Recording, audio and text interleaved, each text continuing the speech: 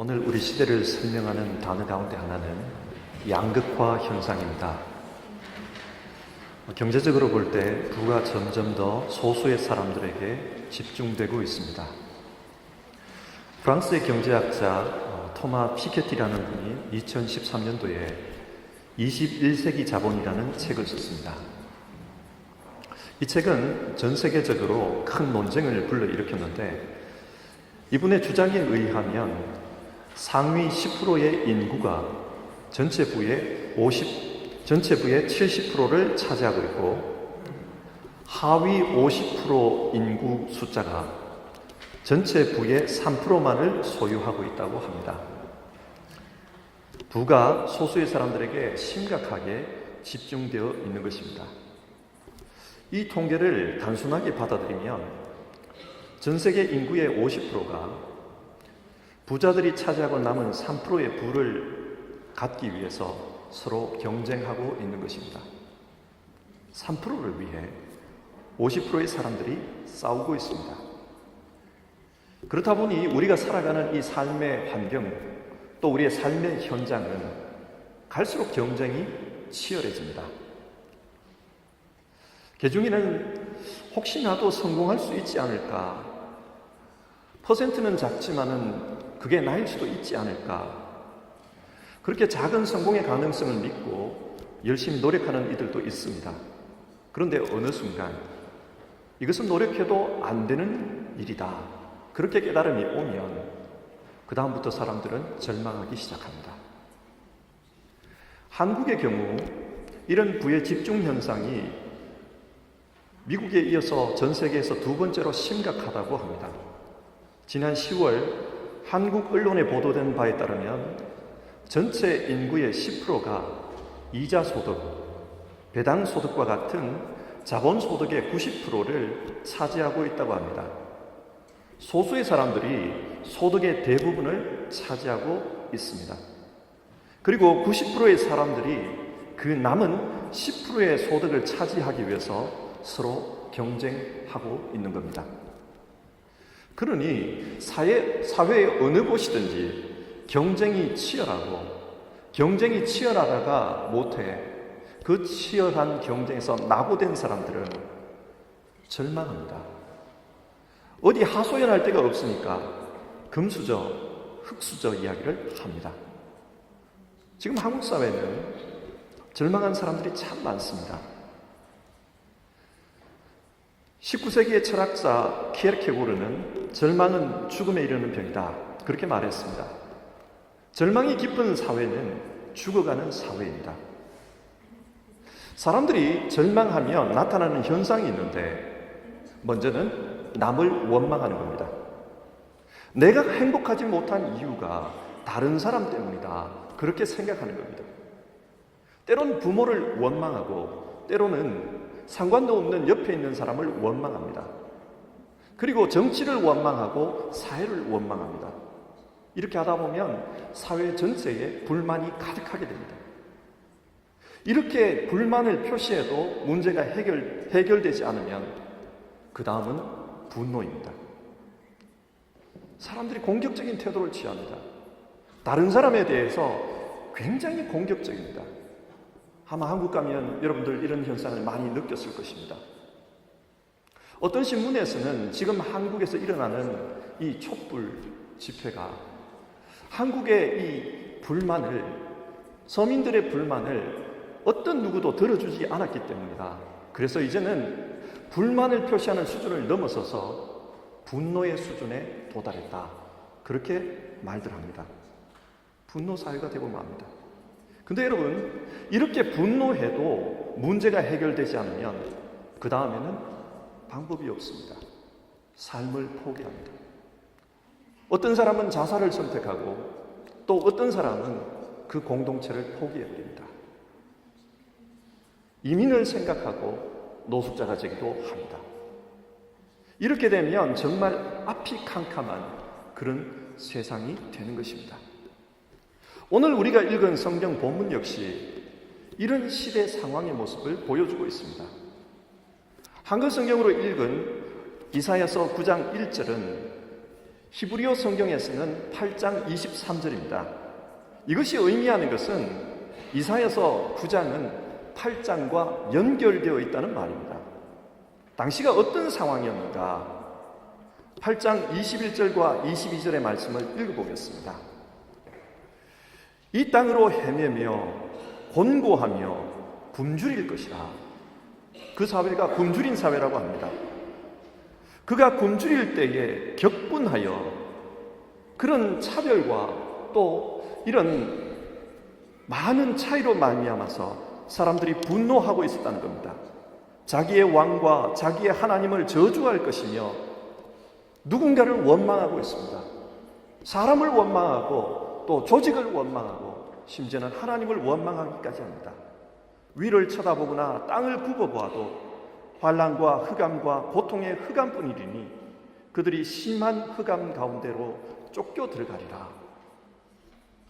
아무리 원망해도 누군가에게 분노를 표현해도 해결이 되지 않는 사회였다는 겁니다. 그래서 결국 사람들은 흑암의 상태에 빠져들고 말았다. 그렇게 당시 사회를 진단하고 있습니다. 도대체 당시 상황이 어떠했길래 성경은 이토록 그 시대를 부정적으로 말하는 것일까? 이 당시 북이스라엘은 세계의 패권국이었던 아시리아의 디글랏 빌레셀 왕의 침략을 받아서 스불론과 납달리 땅을 빼앗기고 말았습니다. 북이스라엘의 절반이나 되는 영토가 아시리아의 손에 들어가고 말았습니다. 이 스불론과 납달리 땅은 오늘날 우리가 갈릴리 지역이라고 부르는 곳입니다. 여러분, 한 나라의 외침을 당하면 어떤 일이 벌어집니까? 우리는 전쟁의 상황에서 일어나는 비인간적인 일들을 잘 알고 있습니다.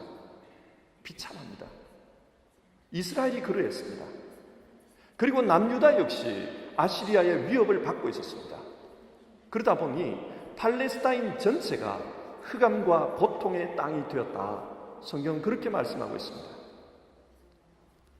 그런데 이런 흑암의 상태에서 백성들이 절망에 빠진 상태에서 하나님은 어떤 일을 하십니까? 소망의 메시지를 전하십니다. 1절을 보시면 전에 고통받던 자들에게 흑암이 없으리로다. 우리는 고통을 흑암이라는 단어로 표현할 때가 많습니다. 그 고통받던 사람들에게서 흑암이 물러간다는 겁니다. 그리고 이방의 갈릴리를 영화롭게 하셨느니라. 다른 이민족에 의해서 짓밟히던 그 땅이 영화로운 땅이 되었다고 합니다. 그리고 2절, 흑암에 행하던 백성이 큰 빛을 보고 사망의 그늘 지는 땅이 거주하던 자에게 빛이 비치도다. 하나님은 절망 속에서 살아가는 사람들에게 소망을 약속해 주셨습니다. 그런데 어떤 방식으로 이 절망을 소망으로 바꾸시겠다고 약속한 것입니까? 6절을 보시면 이는 한 아기가 우리에게 낳고 한 아이의 태어남을 통해서 그렇게 하겠다고 하십니다. 그런데 이 아이가 누구인가? 그의 어깨에는 정사를 메었고, 정사를 메었다는 것은 그 나라를 다스리는 사람이라는 겁니다. 그 아이는 왕으로 오신다는 거예요. 그런데 그 왕의 이름이 아주 특이합니다. 기묘자라, 모사라, 아주 특별히 지혜로운 분이라는 겁니다. 또 전능하신 하나님이라, 불가능이 없는 하나님이라고 말합니다. 여러분, 이 아이는 사람이 아니라 하나님이라고 말합니다. 그래서 그 다음 구절을 보면 영존하시는 아버지라고도 말씀하고 있습니다. 그러니까 이 아이는 하나님께서 육신을 입고 이 땅에 오시는 메시아를 상징합니다. 그런데 그 메시아가 오셔서 무슨 일을 하는가? 평강의 왕이라. 전쟁이 그치고 절망으로 가득한 그 땅에 평화를 가지고 오십니다. 그래서 4절, 무겁게 맨 멍에와 그들의 어깨의 채찍과 그 압제자의 막대기를 주께서 끄끄시되 그 압제자들로부터 문제를 해결해 주십니다. 그래서 사람들이 즐거워합니다. 3절, 그들이 주 앞에서 즐거워하오니. 메시아는 이 땅에 평화와 기쁨을 가지고 옵니다. 하나님은 사람들에게 메시아, 즉 소망의 주가 오실 것이라고 말씀하셨습니다. 그래서 그 시대에 가득했던 절망을 이기게 하십니다. 신약 성경은 이 메시아가 예수 그리스도라고 선포합니다. 마태복음 4장 14절에서 16절을 보면 오늘 읽었던 말씀이 그대로 반복됩니다. 이는 선지자 이사야를 통하여 하신 말씀을 이루려 하심이라. 일렀으되 스불론 땅과 납달리 땅과 요단강 저편 해변길과 이방의 갈릴리여 흑암에 앉은 백성이 큰 빛을 보았고 사망의 땅과 그늘에 앉은 자들에게 빛이 비추었도다. 마태는 선지자 이사야가 예언했던 그 메시아가 바로 예수 그리스도시다, 그렇게 증언하고 있습니다. 자기가 경험했다는 거예요. 실제로 예수님은 그 갈릴리 땅에 오셔서 복음의 빛을 비춰주셨습니다. 요한복음 8장 12절을 보면 나는 세상의 빛이다, 주님은 그렇게 말씀하십니다. 그리고 12장 46절에서도 나는 빛으로 세상에 왔나니 물은 나를 믿는 자로 어둠에 거하지 않게 하려 함이라. 예수님은 어둠 속에 있는 사람들, 절망에 빠진 사람들을 구원하기 위해서 이 세상에 빛으로 오셨다고 말씀합니다. 그런데 주님이 오셨을 때 이 땅의 현실은 어떠했습니까? 요한복음 1장 5절입니다. 빛이 어둠에 빛이 돼 어둠이 깨닫지 못하더라.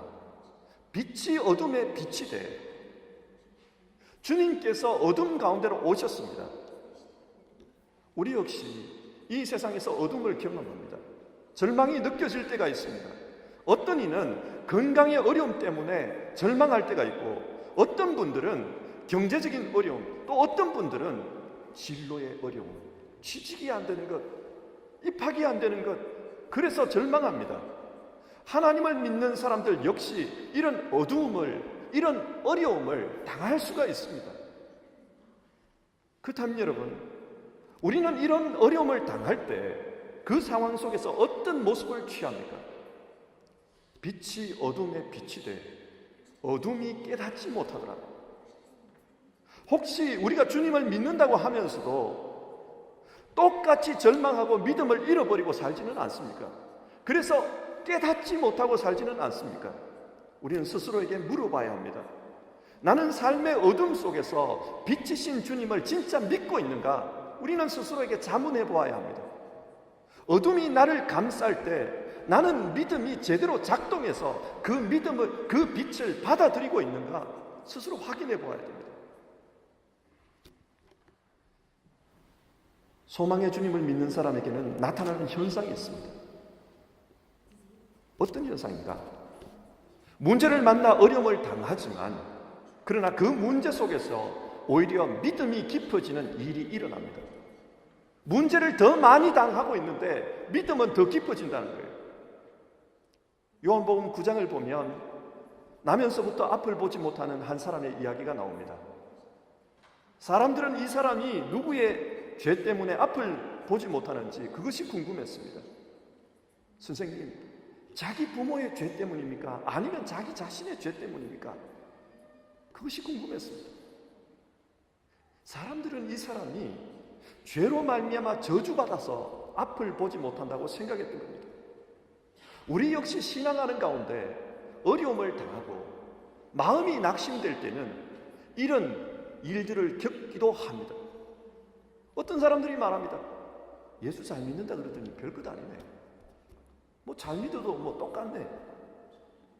저 사람은 아마 예수를 잘못 믿어서 저런 벌을 받고 있는 걸 거야.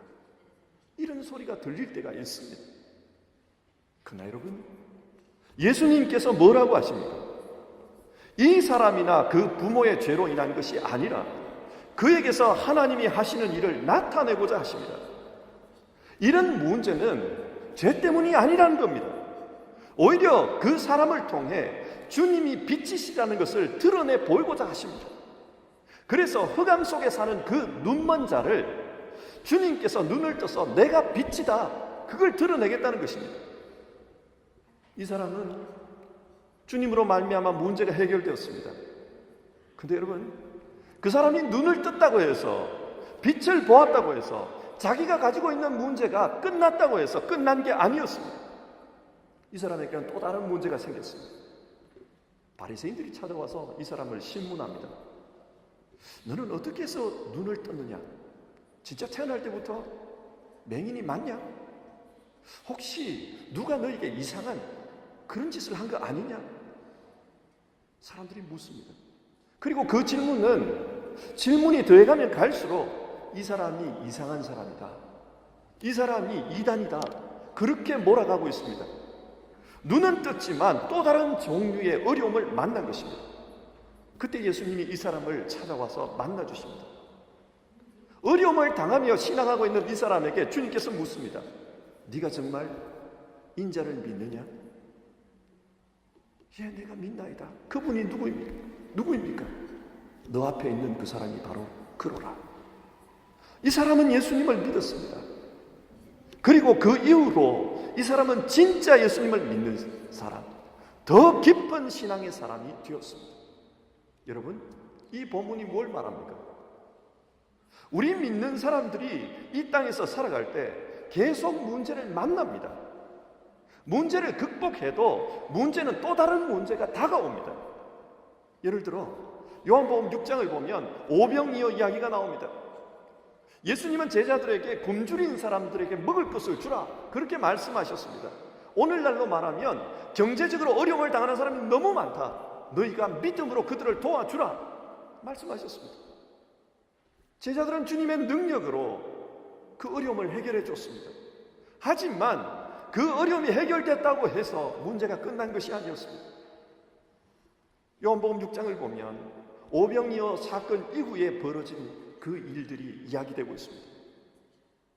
사람들은 예수님의 이적으로 자신들의 문제를 해결하자 예수님을 억지로 왕으로 삼으려 했습니다. 이 예수님이 계시면 우리의 경제적인 문제가 해결된다, 우리가 어려울 때마다 이분이 우리의 어려움을 해결해 줄 수 있다, 그렇게 생각을 한 겁니다. 그래서 왕으로 삼으려고 했습니다. 예수님은 그 사람들의 의도를 알았습니다. 그래서 오히려 그 사람들을 버리고 떠나버립니다. 그래서 그 사람들과 같이 있기를 원치 않습니다. 그런데도 그 사람들은 집요하게 예수님을 찾아옵니다. 훗날 주님이 그들을 다시 만났습니다. 이런 말씀을 하십니다. 너희가 나를 찾는 것은 떡을 먹고 배부른 까닭이라. 썩을 양식을 위하여 일하지 말고 영생하도록 있을 양식을 위하여 하라. 여러분, 여기서 영생하도록 있을 양식이 무엇입니까? 생명의 떡이신 예수님과 하나 되는 것입니다. 우리가 떡을 먹으면 그 떡은 내 몸 밖에서는 나와 별개의 존재입니다. 그러나 그 떡이 내 몸 안에 들어가면 소화가 되어서 내 살이 되고 내 피가 됩니다. 그 떡이 내가 된 것이지요. 그처럼 예수님을 믿는다는 것은 현실 앞에 내 눈앞에 있는 이 문제를 해결하는 거기에 있는 게 아니라 예수님을 믿는다는 것은 예수님과 한 몸이 되어가는 것입니다. 예수님과 내가 하나가 되는 것입니다. 이런 깊은 신앙으로 나아가라, 그 이야기를 한 것입니다. 하지만 사람들은 그게 싫었어요. 그래서 많은 사람들이 그 이야기를 듣고 이 말씀은 어렵도다, 내가 받아들일 수 있는 말이 아니다, 그 말을 하고는 떠나버렸습니다.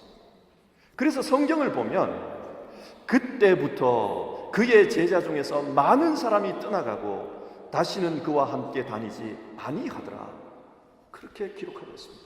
여러분, 이게 무슨 말입니까? 예수 믿는 사람들 중에도, 예수님의 제자라고 하는 사람들 중에도 지금 당장 내 눈앞에 있는 문제를 해결하는 것, 그것 때문에 예수님을 따라다니지, 예수님을 따라다니는 이유가 예수님과 더 깊은 신앙으로 나아가는 데 있지 않다는 거예요. 문제 해결해주면 내 믿음이 커진 것 같고, 문제가 해결되지 않으면 내 믿음도 없어지는 그런 상태라는 말입니다. 사람들이 원하는 것은 문제 해결 그 자체이지, 문제를 통해서 주님과 더 깊어지는, 주님과 하나 되는 그런 신앙을 목표로 하지 않았다는 사실입니다.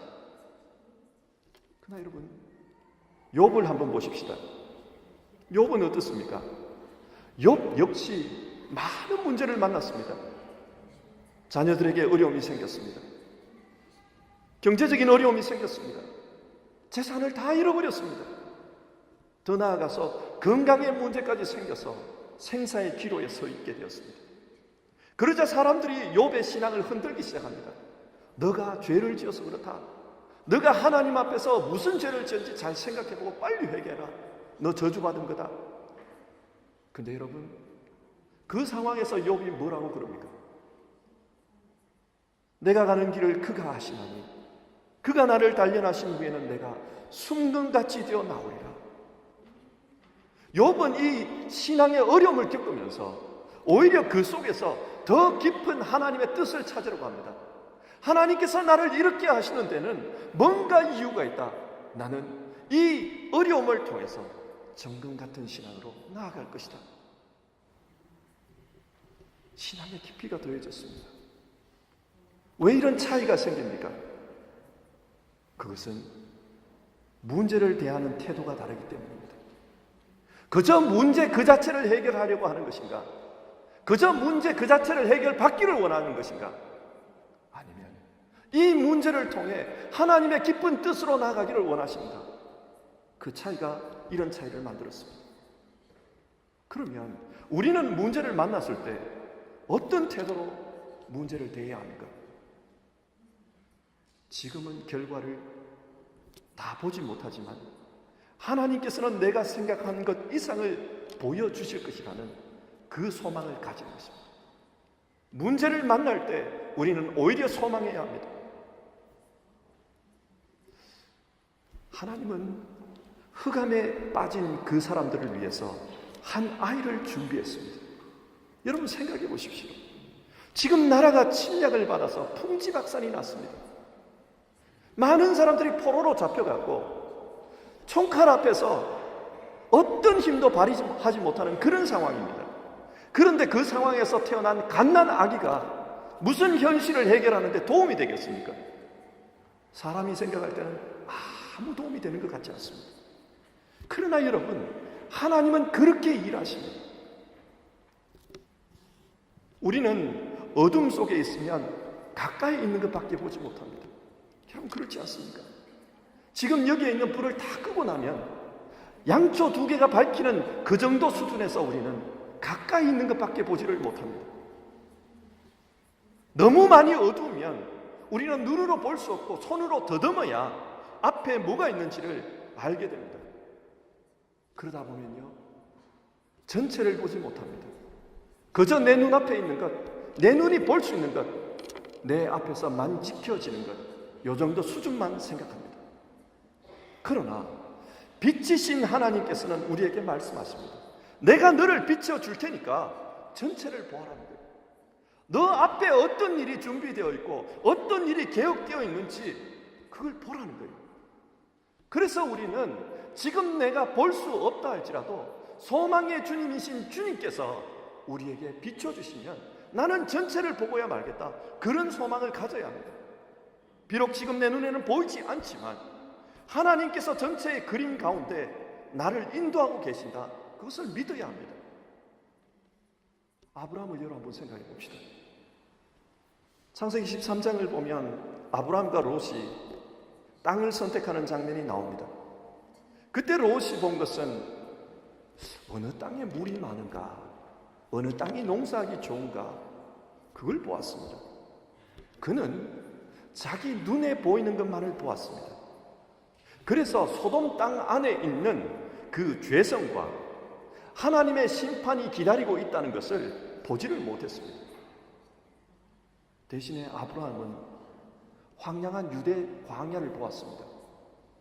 롯이 소돔을 택해버렸기 때문에 그 남은 것, 황량한 유대 광야를 쳐다보았습니다.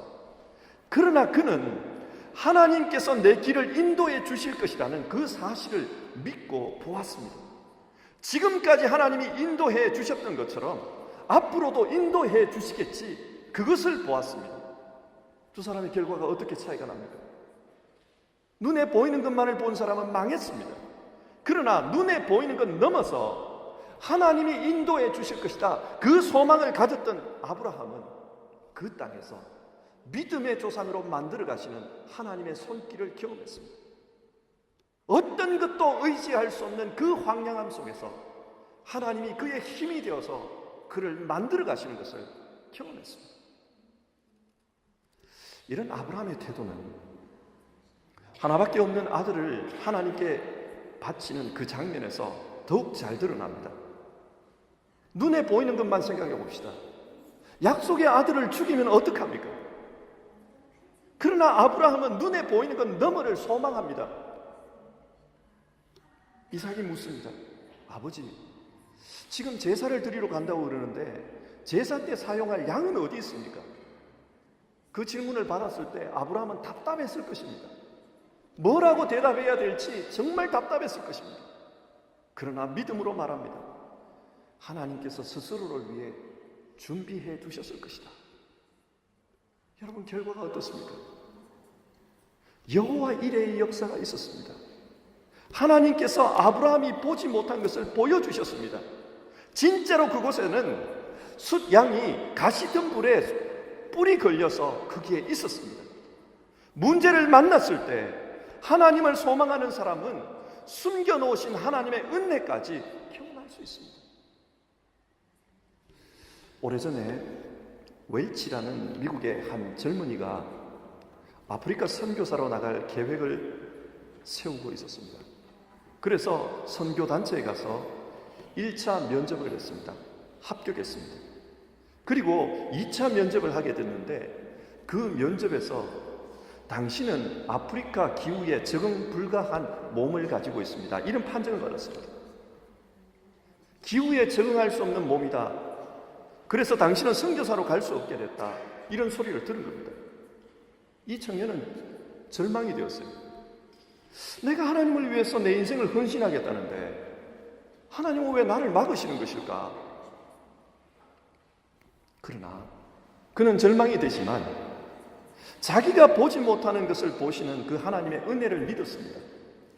그래, 하나님이 한쪽 문을 막으시면은 오히려 다른 쪽 문은 열어주실 것이다. 그 믿음으로 소망을 가졌습니다. 그런데 어느 날 치과 의사로 일하고 있는 아버지가 교회 성찬식을 위해서 포도주스를 담그는 것을 보았습니다.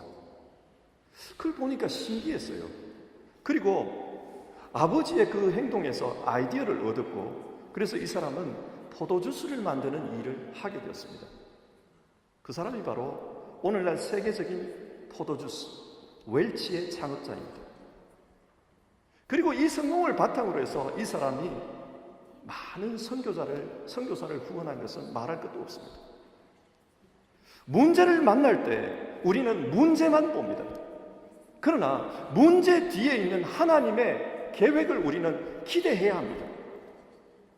하나님은 사람들이 기대하지 않았던 그 한 아기, 그 아기를 통해 이스라엘의 구원 문제를 해결하셨습니다. 사람들이 볼 때는 전혀 쓸모없어 보이는 그런 한 아기이지만, 무능한 아기이지만, 그러나 그 아기를 통해 하나님은 계획하고 계셨던 것입니다. 말씀을 정리하겠습니다. 오늘 말씀에서 살펴본 것처럼 우리 믿는 자들 역시 현실의 삶을 살면서 어두움을 경험할 때가 있습니다. 어떤 분들은 이 어둠이 너무 깊어서 나는 더 이상 살 힘을, 살 소망을 느끼지 못한다, 그러는 분들도 있을지 모르겠습니다. 그러나 여러분, 그런 순간에도 하나님을 소망하십시오. 내 생각, 내가 기대하는 그런 방식으로 하나님이 답을 주시지 않을지 모르겠지만, 그렇다고 해서 소망을 놓치지 마십시오. 우리가 소망의 주님을 붙들고 있으면 주님께서는 자신이 계획하고 계신 것을 우리에게 드러내 보여주십니다. 한 아기에게서 우리는 전혀 소망을 느끼지 못하지만, 그러나 700년 후 그 아기가 인류를 구원하는 구원자로 우리에게 오셨습니다. 소망의 주님을 믿읍시다. 그리고 우리 앞에 어려움이 있고 또 흑암이 깊다 할지라도 그럴 때일수록 더 소망의 주님을 믿읍시다. 그러면 소망의 주님께서 자기의 열심으로 그 소망을 이루어 주실 것입니다. 기도하겠습니다. 하나님 아버지, 오늘 대림절 두 번째 주일, 주님의 오심을 기다리며 소망의 주님을 기대합니다. 우리는 하나님을 소망합니다. 문제가 많아 절망적인 우리의 삶에 빛이신 하나님이 오셔서 우리의 삶을 바꿔주실 것을 기대합니다.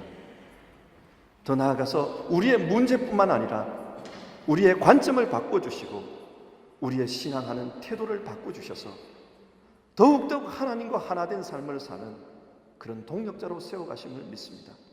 주님, 우리 모두 절망을 느낄 때마다 우리를 통해 새로운 역사를 이루어 가시는 그 소망의 주님을 생각하게 하옵소서. 우리 주님 예수님의 이름으로 기도드립니다. 아멘.